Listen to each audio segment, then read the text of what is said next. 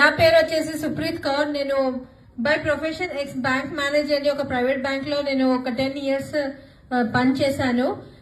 మా ఆయనతో పాటు ఈ బిజినెస్ బిల్డ్ చేస్తున్నాం ప్యాషనేట్ గా. అయితే ఒక మాట అర్థమైంది, మనం చేసే జాబ్ లో మనకు జీతం వస్తుంది కానీ జీవితం అనేది ఉండదు.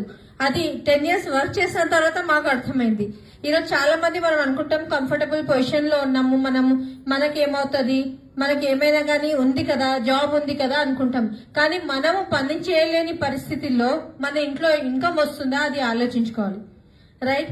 అయితే మీకు ఎవరైతే ఈ ఆపర్చునిటీ ఇచ్చిండ్రో వాళ్ళు మన కోసం అంత కష్టపడి మన ఇంటికి వచ్చి వాళ్ళు చెప్పారు.